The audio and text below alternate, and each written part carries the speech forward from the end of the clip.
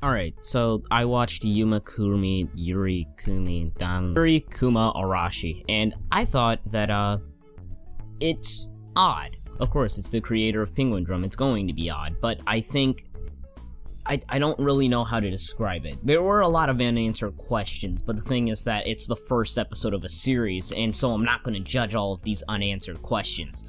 One of the questions is just, this was kind of just boggling me throughout the whole show, and I'm not sure if this is kind of implied or not, but are the bears only allowed to eat humans? Because the way that I've seen stuff, bears eat more than meat, and so, I don't know. I know this isn't accurate, and this really isn't a complaint of mine, this is more so just a question.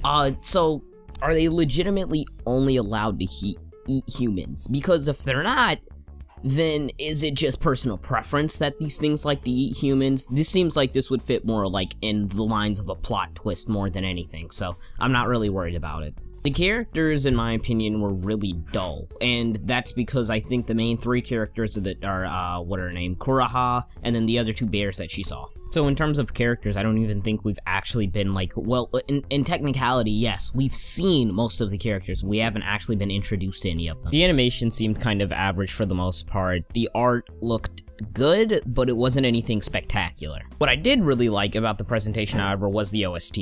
I thought that that was the one thing that did stand out. I also have this fascination with how, in God's name, Kuraha actually snuck that sniper into the school. Like I said, that's not really a flaw, it's just like a WTF type of thing. And I think that's really about it. The only other thing that I would talk about is, like, the first thing that came to my mind when I saw the show was, Jesus Christ, that's a lot of red. Other than that, this is nothing against the show, this is more so against whoever was subbing this.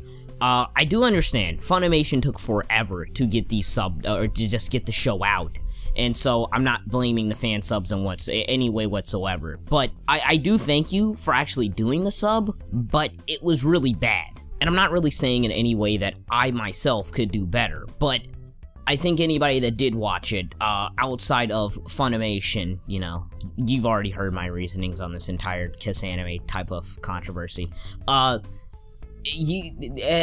would rather have the episode delayed with the proper subtitles than have to kind of sit through these subtitles, but either way, I do thank you for putting out the subtitles regardless of the quality themselves, but next time, I would just say, take your time subbing it.